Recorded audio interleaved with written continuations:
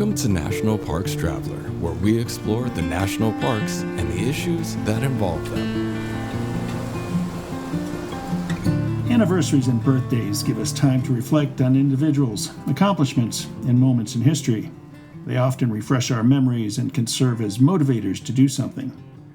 This is Kurt Repenchek, your host at the National Parks Traveler. This year marks the 100th anniversary of the Appalachian Trail Conservancy, which was established in 1925, just 2 years after the first sections of the Appalachian Trail opened. Growing up in New Jersey, I long thought it'd be a great adventure to thru-hike the AT, which rambles nearly 2,200 miles from Maine to Georgia. Now, 50 years later, I haven't done it, but I still think it would be a fun thing to do. Not just because the AT was a forerunner of the National Trail System and is world-renowned, but because of its ability to take you into nature and away from the texts, emails, and, usually, the ringing phones. And really, if you want to take time out from the busy world and escape the depressing headlines and newscasts, the AT is ready to help you accomplish that. At the same time, 100 years is a long time. The country has grown, the trail's path has bobbed and weaved a little bit, and faces issues today that those who envisioned it really never anticipated. To discuss the trail, some of its history, and the challenges it faces today, our guests are Sandi Marra, CEO of the Conservancy, and Brendan Mysliwiec, the Conservancy's Director of Federal Policy. We'll be back in a minute with Sandi and Brendan.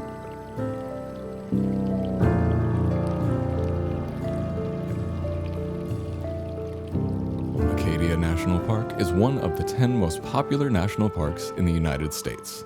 It's also one of the smallest and most vulnerable. That's why Friends of Acadia exists. Friends of Acadia is an independent organization of passionate people inspiring those who love this magnificent park to make a real and lasting difference for Acadia. You can make a difference at friendsofacadia.org. Washington's National Park Fund is the official philanthropic partner serving Mount Rainier, North Cascades, and Olympic National Parks. WNPF raises funds for scientific research, youth experiences, volunteer programs, and projects that preserve and protect these national parks in Washington state. Learn how you can help at WNPF.org. Smokey's Life. Full of stunning photography and thought-provoking reads, Smokey's Life Journal is a biannual magazine produced by Smokey's Life, formerly the Great Smoky Mountains Association. Members receive it free of charge each spring and fall, and it is available for purchase in retail stores throughout Great Smoky Mountains National Park and online at smokieslife.org. The Blue Ridge Parkway Foundation is the primary nonprofit fundraising partner for the Blue Ridge Parkway. It is made up of people who have a deep love for this majestic road and want to ensure that its natural beauty and the experiences it offers endure for generations to come. Show your appreciation at brpfoundation.org. Support from readers and listeners like you make the National Parks Traveler possible every day of the year. If you enjoy the Traveler's content, please consider a donation at nationalparkstraveler.org.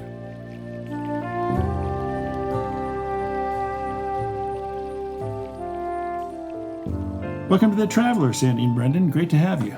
Thank you. I appreciate the invitation. Glad to be here. I appreciate you making time on short notice. Now, there is a lot to discuss, and I'm pretty sure we won't have enough time to touch on everything. But let's start with some quick history. 4 years ago, in 2021, Philip Dannery, and I hope I got his name right, came out with the Appalachian Trail, a biography that really provided an in-depth history of the AT. He traced its first concept, believe it or not, to 1861 in Arnold Guyot, a geologist who published an article on the Appalachian Mountain System, which revealed the mountains in 3 complementary ways: a written description, a table of 346 elevation measurements, and a richly detailed map. Guyot had, in effect, created the conceptual landscape of the Appalachian Trail. In 1908, James P. Taylor entered the story when he moved to Vermont, where he proposed and oversaw creation of that state's Long Trail. So people were beginning to appreciate the thought of spending weeks in the outdoors hiking. About the same time, Horace Kephart somewhat entered the picture. He was the leading contributor at the time to the Back to Nature movement of the late 19th and early 20th centuries.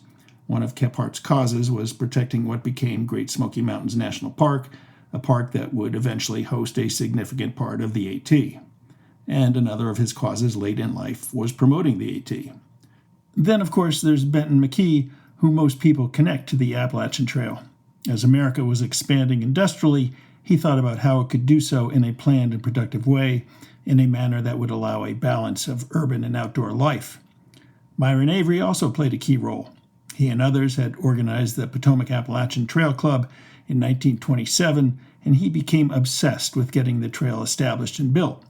By the mid-1930s, he had become, as Downery had put it, the singular and unquestioned leader of the Appalachian Trail Project, in part owing to his dedication, and in part because he had alienated so many of his one-time collaborators. Zoom forward to 1978, and Dave Ritchie entered the trail's history. He was a National Park Service employee who pushed the agency to envision, and Congress to pass, a new and improved National Trail Scenic Act, which brought the AT into the national park system and authorized funds to pay for trail land, tasked the Park Service with acquiring the land, and allowed for a 500-foot corridor on either side of the trail. That's the Cliff Notes version of the AT history. But what about the Conservancy? How did it come about in 1925? Who were its creators? Why was it created?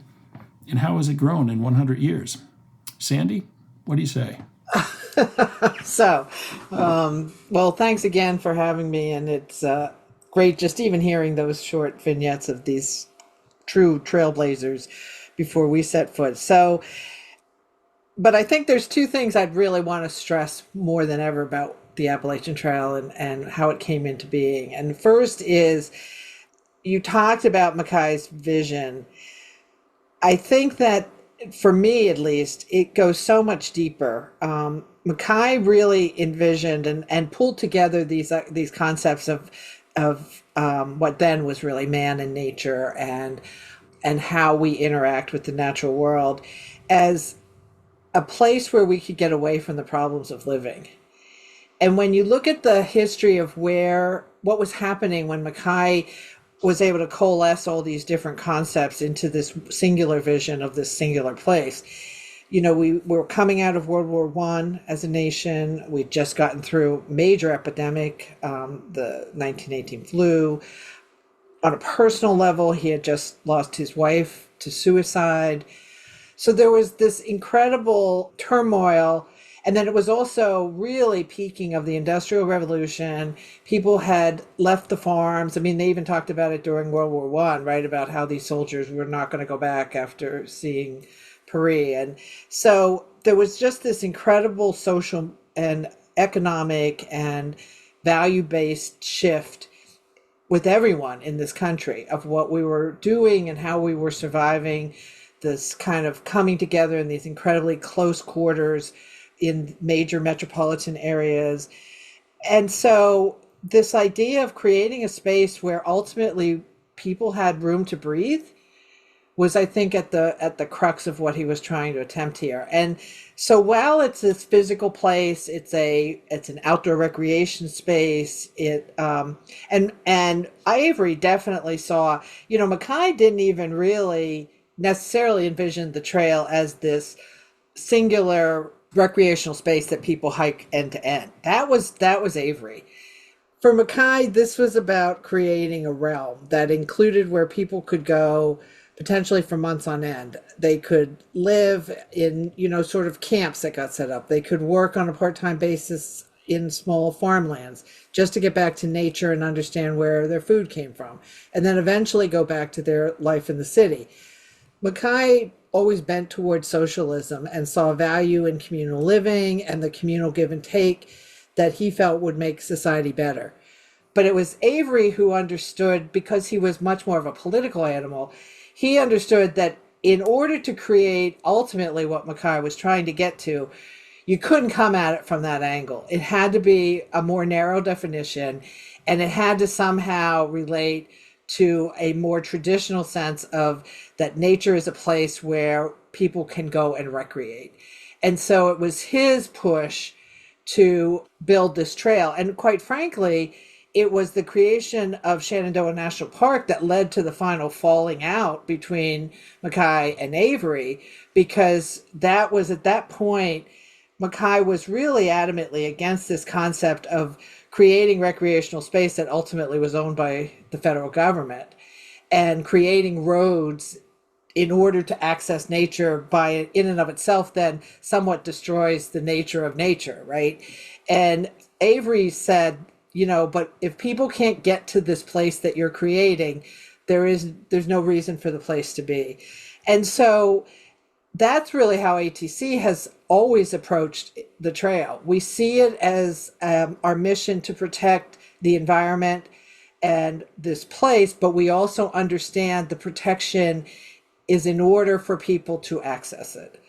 And it's a fine balance that we have to do on a continual basis, but at least for the first 100 years, we've done a pretty good job of it. Now, in an introduction, I mentioned that the Conservancy was set up 2 years after the first sections of the AT had been established. What were those sections, and what prompted the Conservancy's I want to establishment? say it was New York. Brendan, you might know better. It was New York, and was it through Jersey or was it down south somewhere that the second section was? I know the first section was in New York. That was Yeah. built basically right after the conference in 25. I do not know off the top of my head where the second section was built. Yeah, I want to say it was maybe down south somewhere, but we can get you that if you really. Well, But I'm curious. I mean, obviously the trail today is almost 2,200 miles long, and when you talk about the first sections, I mean, you got the Pennsylvania section, you got the Virginia section, you got and so I'm just wondering if these sections were just a snapshot of what the trail is today. What was the motivation behind establishment of the Appalachian Trail Conservancy? Well, okay, so first of all, we weren't initially the Conservancy, we were a conference. And I think that's an important distinction as well, because the initial creation of ATC was a confederation of individual clubs. It was not intended to be what we are now, which is an umbrella organization with the primary responsibility of managing and protecting the Appalachian Trail. It very much fed into, again, this sort of concept that the trail was going to be the people's trail. It was being created by volunteer groups, scout groups. And so the first gathering was truly this meeting of individual organizations, all with a common goal, but they were not connected in any kind of legal sense. And that's still the case. Our 30 maintaining clubs from Georgia to Maine are independent 501c3s.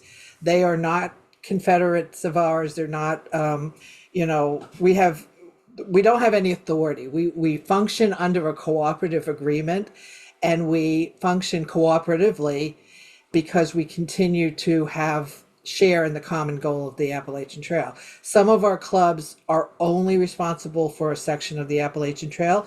Other clubs, the Appalachian Trail is part of potentially even a larger landscape of other kinds of trails and outdoor recreation things that they're working on. So in early 2000, ATC and the National Park Service realized that while this confederation, this conference of individual organizations worked in the building and the protecting of the AT, now that we held this incredible entity in our hands, that kind of broad base, disparate management was probably not going to serve the trail best moving forward. And so that led to really the first strategic plan from the organization in any kind of formal standpoint. And we created the Appalachian Trail Conservancy. We moved to a traditional nonprofit governance structure with the board of directors. The clubs remain as partners with us, and there's a bunch of different subsystems within our organization of how they interact up to the Conservancy and back down.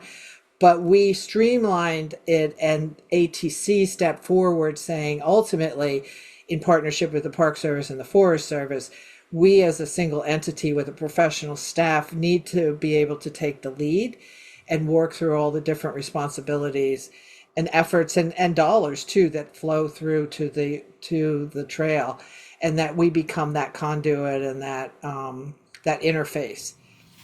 We're going to get into the funding and the dollars and cents issues in a little bit, but outside of that, what are the greatest challenges that the Conservancy faces? I mean, you've got all these trail clubs, as you said, along the way. Is it like herding cats, or Well, yeah, that's always a bit of a challenge, but I'm sure they would also counter that we can be challenging to them, and we all might agree that the our federal partners can be challenging at times. So that just is the nature of our relationship, and we're all used to working within it, so it's probably fine.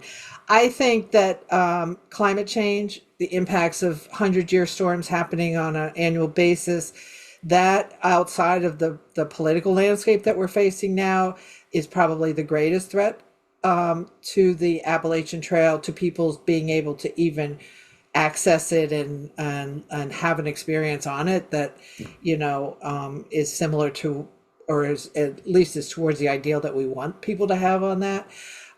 Visitor use continues to grow. It's a very good thing, but there is such thing, as you know, in all public lands, of things being loved to death. And so continually trying to figure out how best to manage. And then probably when we started becoming the Conservancy, and going back to what I mentioned at the beginning about the idea that Mackay always saw this much greater than a trail, but really a realm, is that ATC now for the next, as we're celebrating our centennial, we're recognizing that this next 100 years, we need to continue to maintain and make sure that the treadway remains open, but our focus needs to be, as much as possible, is protecting a much broader landscape that surrounds the Appalachian Trail. Because ultimately, the experience that people have, which is why people go to the trail, is not going to be achievable with the federally protected 1,000-foot corridor and the treadway alone. It just can't be in the future. Not if there's buildings and there's continued degradation of our forests from invasive species and disease and all these other things. And that requires a much broader landscape protection work, as well as a much broader stewardship of the lands itself, of the forests themselves. We have a large science and stewardship aspect to the work that we do.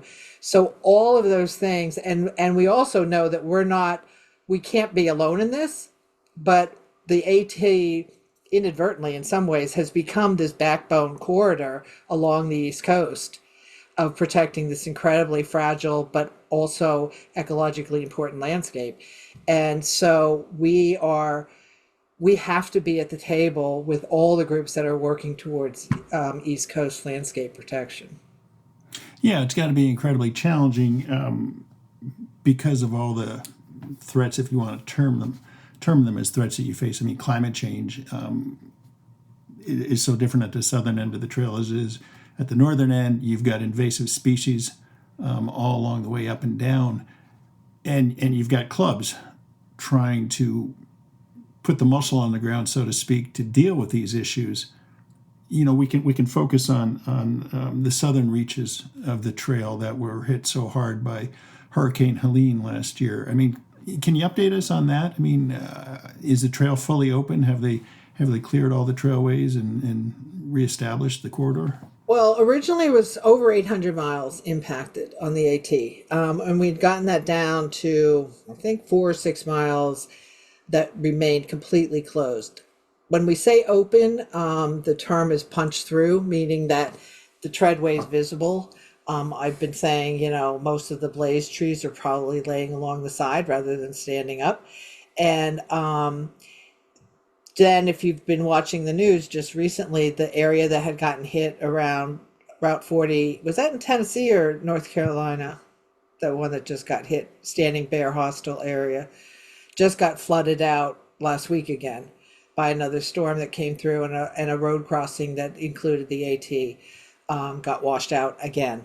So, we're kind of playing catch up on a continual basis, and we're getting ready to enter into the next hurricane season. So as of today, the trail is passable. I wouldn't, ask me again in November and December once we get through this next season as to where we are with that.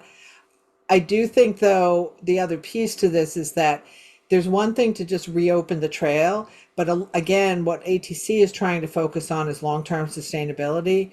So we, hopefully, if we continue along the path in partnership with our federal partners, we'll have the resources to not just repair what's been damaged, but also to take the time to potentially relocate sections of trail, rebuild in a more sustainable manner. Because, as I said, these storms are going to continue to happen. And if we just keep going back in and doing the same thing in the same spot and expecting somehow it's going to have a different result, then, that's the definition of insanity. So, also, our science and stewardship folks know that anytime these kinds of storms come through, the proliferation of invasive species just explodes. And so we also are realizing that now's the time to focus on that. We also have concerns. Right now, we continue to seem to see a lot of rains, but we are getting more and more wildfires as well. And all these downed trees, if we enter into another drought period, there's significant risk of future fires. That is something relatively new for us here on the East Coast at larger scope, but it's something that we're at least starting to try to plan out and see how we could address that as well. Yeah, yeah. I wasn't aware of the fire issue. I know from time to time I see some fires back east, but are they restricted to the southern stretch of the trail, or well, No, I mean, some New of the biggest Jersey, New we've had has Jersey been just in had some. Pennsylvania actually recently. Really? We had 2 or 3 big fires in Pennsylvania. Yeah, and then we've had some down through Virginia and into the Carolinas. So yeah, no, it's hitting. I mean, we hear I'm in Harpers Ferry in West Virginia, and up until the last month, we've been in I think a 4 or 5 year drought. Now we're getting hit hard with really heavy rains, but whether, what that does long term, I don't know yet. So, Sandy, you mentioned one of the problems or one of the issues you have to deal with, not a problem, an issue is the trail being loved to death, so to speak. Returning to Philip Dannery's book, The Appalachian Trail, a biography, he raised the question of a dilemma both for the National Park Service and I guess the Appalachian Trail Conservancy that you have to face. That if you make the trail too accessible, you take away the whole point of the trail for many of its users. But on the other hand, if you make it too forbidding, you've excluded a broad swath of the population from the benefits the trail is meant to provide. Is that something that you have to worry about? Yes. I mean, yeah, I think that it's something that we think about. I do think part of what we try to do through communication is help guide people. It's a long trail. It's 2,000 some miles. So there are sections of the trail where someone who wants to hike and not see anybody for 2 or 3 days can still find those spots. And there are other places where somebody who really wants to just be able to jump out of their car in sneakers and run up to a view and come back down, that they can find a spot to do that as well. So, where we focus our energies on is helping to communicate and building tools and building partnerships. We have a partnership with Far Out, which is a map app that everybody uses now, that helps, and it's kind of crowdsourced information. Like, this parking lot is full. If you want to go for a hike in this area, you might want to look somewhere else, and people can find out that information in real time. And so we partnered with them because we feel like, we do have to evolve, right? I mean, I've been doing this for a long time. I've been involved for 40 years. I started in my 20s as a volunteer. You mentioned the PATC. I was president of PATC in the late 1990s before I got involved with ATC. So, so I know I'm an old timer, but I know some even older timers who still lament that people are out there with their cell phones and this and that. But we can't rely on this, whatever our definition is of the right way to recreate in the out of doors. All we can do is make sure that people do it respectfully, that they do it safely, that they understand the impact that their presence makes and how they can help to mitigate that impact. And hopefully we can communicate to them that this place doesn't come free, even though it is free to them. It is built on blood, sweat, tears, and dollars. And there's ways that they can give back through any of those ways to make sure that the next person walking on the trail has the same kind of experience. So that's where we go. I mean, we don't get caught up a lot in, because the reality is it is what it is. I mean, I could sit here and lament. You can't close that barn door either at this point now. So once COVID hit and everyone discovered the value of being able to get outside, and that particularly linear trails were places, during COVID, the big square parks, what we call the square parks, they were gated. They were shut to people. We weren't. They could figure out that they could do a half-hour drive from their house and get to a parking lot and be able to be out there in the woods pretty quickly.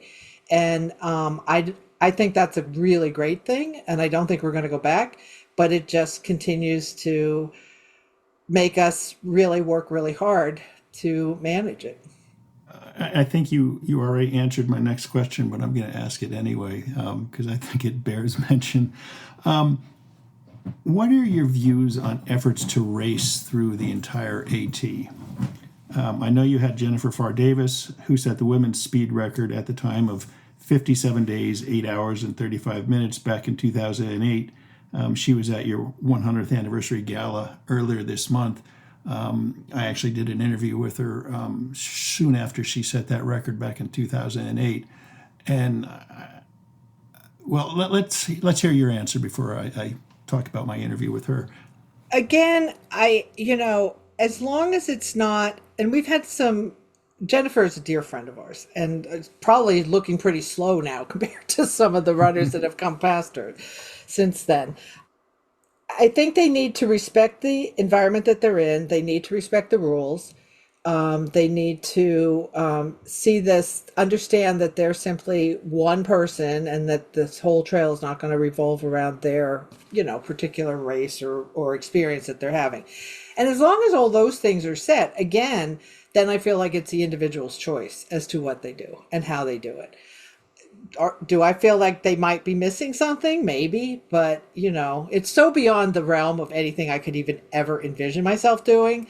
It's hard for me to comment on what their experience is like. But yeah, I think it's not so much that what they do with it, but that they don't have hundreds of people following along. They're not overloading sections of trail with that they're not popping champagne bottles on the top of Katahdin and those sorts of things against the rules. Those are the issues, but we'd have that. It's not like just speedrunners who break the rules either. So, it's about everyone needs to follow the rules, and then within the confines of how it works and within the following leave no trace ethics. If you want to run it, you want to walk it, you want to, crawl it, whatever you want to do, it's there for you. It's the people's trail. Yeah. One of the questions I asked her was, how do you experience the trail if you're racing to get miles after miles after miles?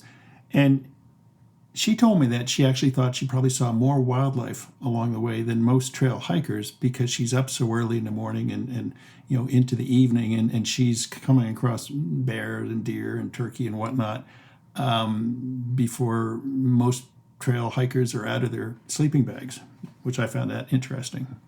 That's probably true. Yeah. So let's tackle current events. We talked about Helene and the damage that's being repaired down at the southern half of the trail. Now I'm sure, and I know a lot of trail clubs in Georgia and the Carolinas helped out, and Virginia helped out in doing that, but also the National Park Service sent crews down, I believe. Am I right on that?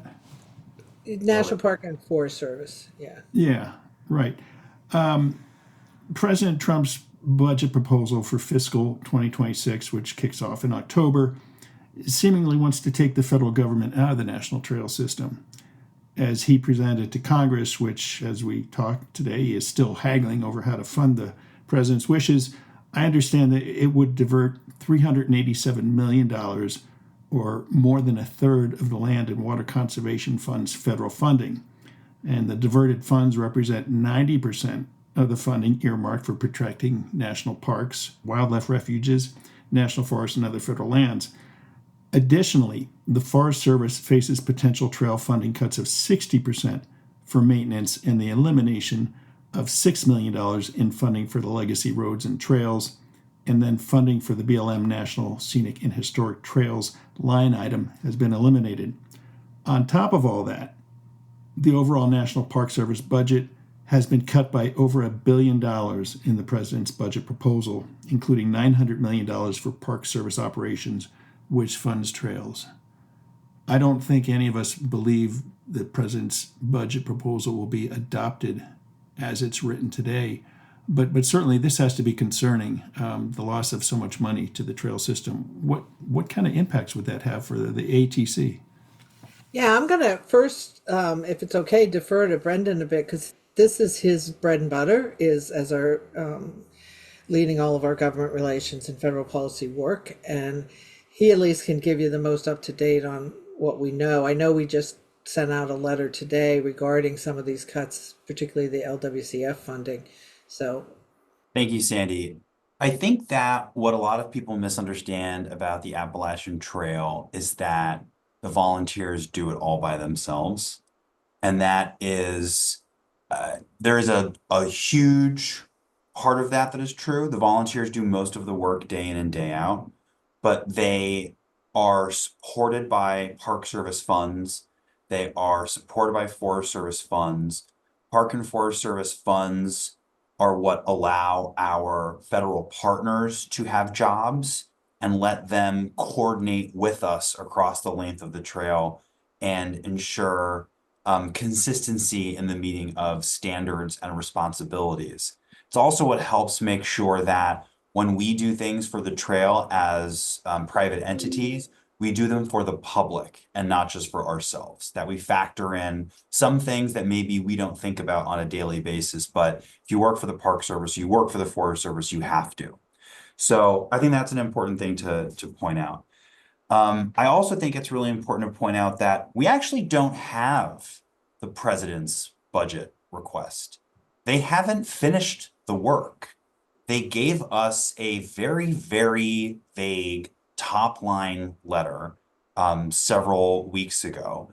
And then more recently, they came out with budget and brief documents that had more detail, but are not nearly at the level of detail of the Green Book, the budget justifications, if you will, that are expected in February of a given year.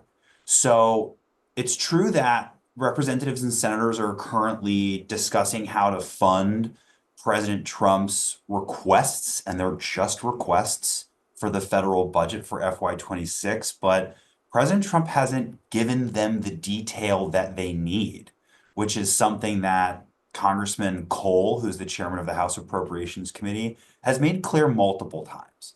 So it's really difficult for us to understand what the Trump administration's priorities for a lot of public lands things are, including national trails, because they really haven't told us.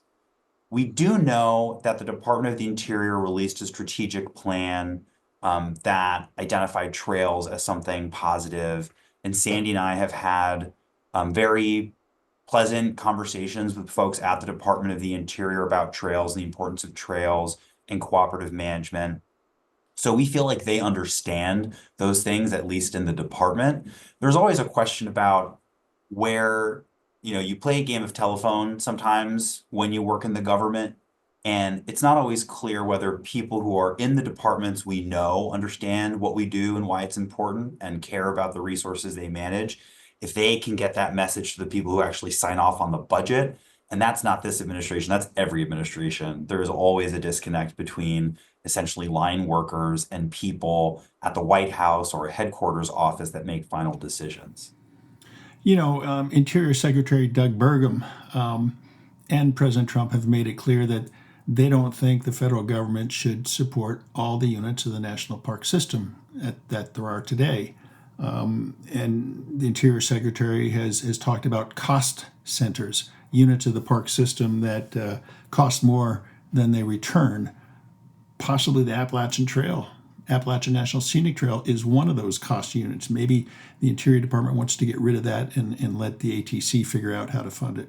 Yeah, we're very we're pretty far down the line just from a dollar standpoint alone from a funding. I mean, the Appalachian Trail Park office, our counterpart at NPS, they have, I think they're officially supposed to be 9 positions. There are, I think, currently 7 positions for a 2,000-mile trail. I mean, there's a lot of other trails that are probably going to be eyed prior to the AT. I also do think that all of our national scenic trails, in fact, in some ways, dovetail better with some of the goals of this administration on a much higher level because Brendan's right. We don't know the details. But I think the volunteer aspect of support and the millions of dollars that translates back to the American public on an annual basis in value, the connection to multiple communities, our scenic trails, a big park will have a gateway community, and typically it's a single town that's really built up around, I don't know, you said you were from New Jersey. I don't know if you drive through Pennsylvania and Breezewood, Pennsylvania, there where you come in to the turnpike. It's sort of a town that just grew up to meet the needs of the highways coming through there. And a lot of the typical gateway communities to our large national parks are the same. They tend to be chain restaurants, some hotels. It's really truly just a gateway to that community. Trails are very different. Trails run through the bread, the bread basket, the the mountain communities. They run through the people that actually are living and breathing and working in these areas. The businesses that support hikers coming through on our scenic trails are local mom and pop businesses. Um, I think that resonates with certainly some of the conversations we've had with the Department of Interior. That resonates with one of the values and the priorities that this administration has. And it's a genuine connection. I mean, ATC has a Appalachian Trail Community Program. I think we're at 52 communities that are somewhere 55 that are designated communities up and down the trail. And this is through red, blue, and purple states too. So these are constituents and voters that work with ATC. They see value to what the trail and the hikers bring. And I think that gets replicated along all of our scenic trails. So I do think that trails as a whole are slightly better positioned in some ways than some of these larger, big, heavily staffed parks. But honestly, where I see some of the initial work has more to do at the higher management level within the Park Service, the regional offices, some of the other kind of coordinating agency departments or within the agency. And that is a concern to us, particularly because as a linear park, it requires a lot of coordination. 14 states. We go through, you mentioned Great Smoky Mountain. We also go through Shenandoah National Park. We go through state lands. And this idea that all of that can be managed with a superintendent and 6 staff and no sort of central oversight or being able to pool together. And then you figure that superintendent could be also facing 2 other superintendents who feel like what they've got is the biggest priority, not understanding the trail kind of cuts through their areas. That is a concern to us. And we've certainly talked with people about, we understand needing to reorganize and find cost savings as any business needs to do, but to just whole cloth cut away without any thought about what's going to take that place is probably not the best way to run a railroad. And I'd love to add another 2 thoughts if I could.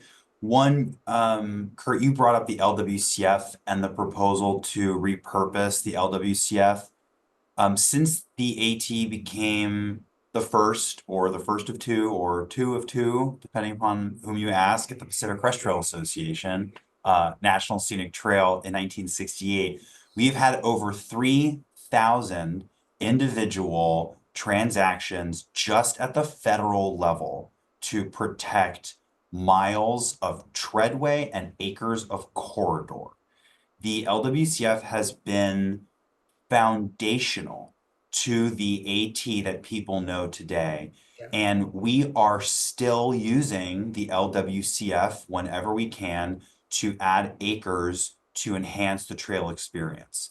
People don't necessarily understand, we were talking earlier about the accessibility of the trail, but people don't always understand that there are places where you can stand on the treadway and you can look 500 feet in one direction and see human development on a scale that is unlike anything Benton Mackay or Myron Avery or any of our other early visionaries thought of. You can look 500 feet in the other direction and you see land that hasn't been developed but isn't necessarily protected.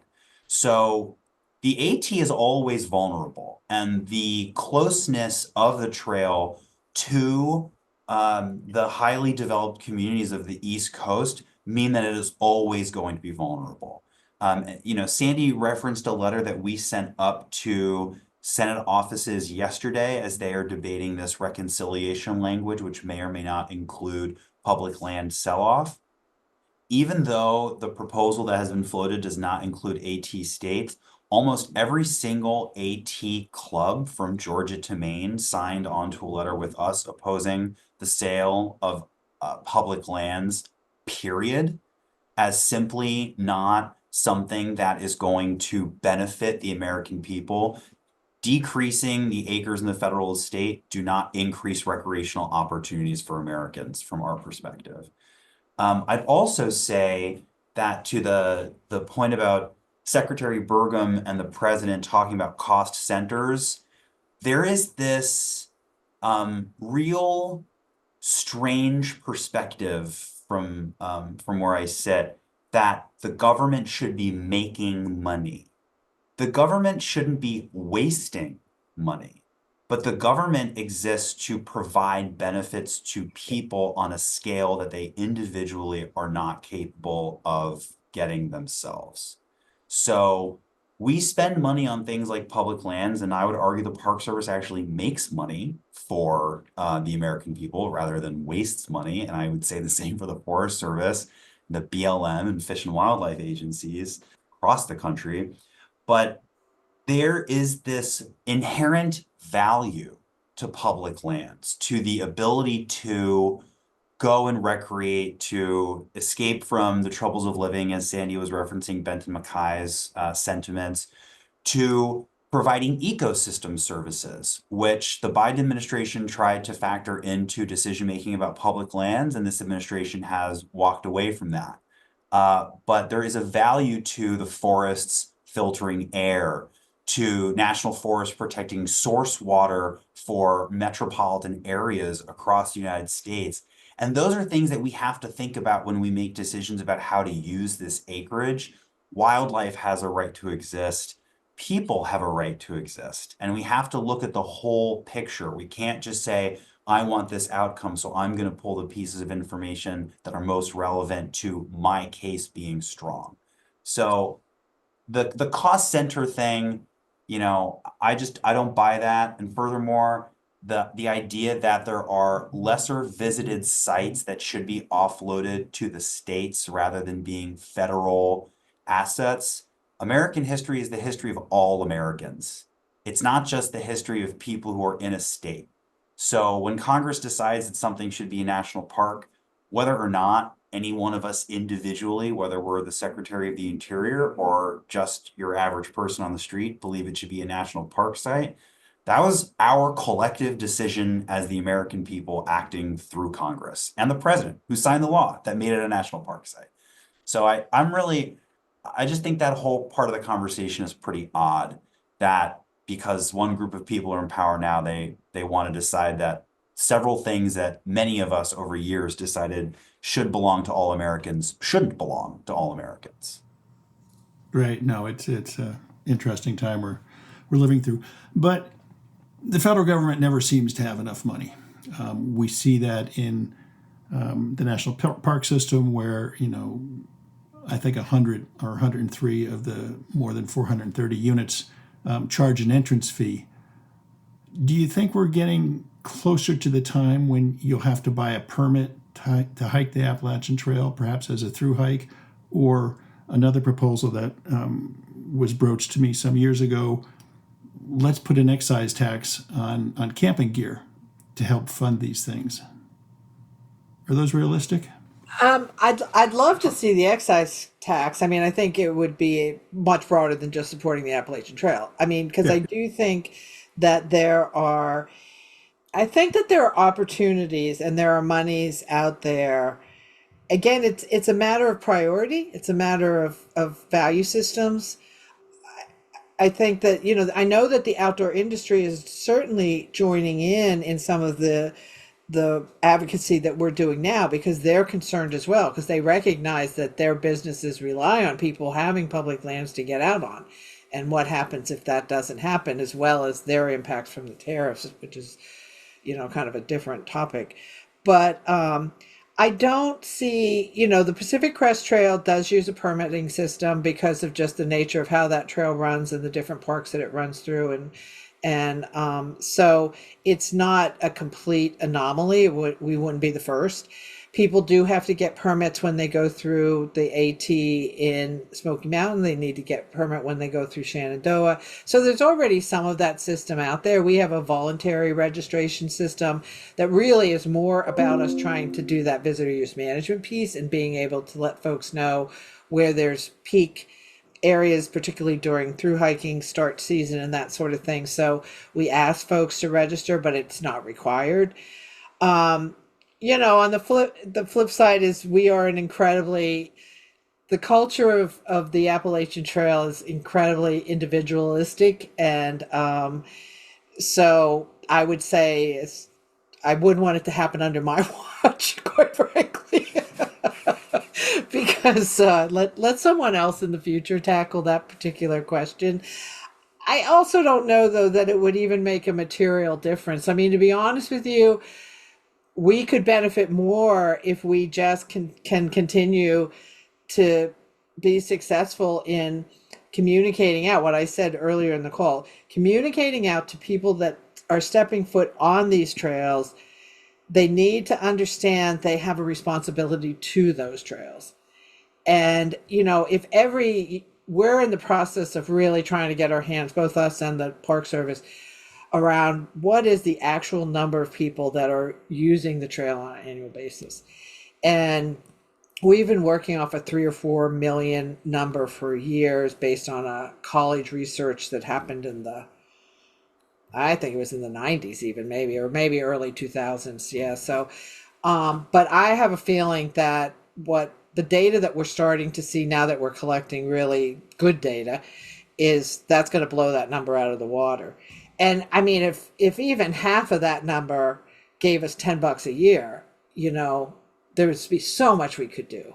So again, I do think the government definitely has a social contract with Americans in their responsibility of protecting lands and giving people this opportunity to recreate. And quite frankly, I worry more about the parks that continue to add fees on top of fees, because I think that what that does is creating a privileged approach to being able to access public lands. There are a lot of people that could not afford a day in Shenandoah National Park, quite frankly. And Great Smoky Mountain has added parking fees, backcountry fees. I mean, it's just, so I think the trails remain that free, accessible piece of our federal landscape. And I think it's important that we stay that way. That being said, I also think that people have a social contract to each other, and that we need to recognize that, like I said, none of this is free. And so therefore, if we do have the ability to somehow pay it back, whether it's through a donation to a local club or to ATC, or it's spending a day volunteering with a local club or volunteering in your city park, collectively as a society, that's what we have to do. That's Sandi Marra and Brendan Mysliwiec with the Appalachian Trail Conservancy. Thanks so much for joining me today. These are really important issues that it'll be interesting to watch how Congress deals with them and how they come down on funding national trails for the American public. Well, thanks, Kurt. I appreciate it. I enjoyed being with you, and I appreciate this channel. It's important to get this information out to folks. So thanks.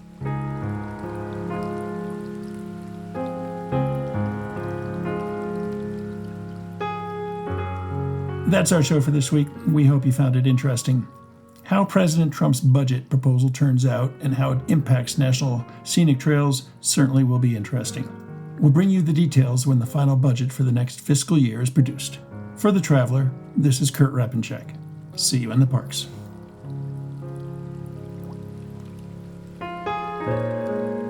The composers and musicians at Orange Tree Productions have created a unique collection known as the National Park Series that has grown to include more than 30 CD titles. Composed against the backdrop of a park's sounds of nature, these musical scores will connect you with these beautiful places and take you there, at least in your mind.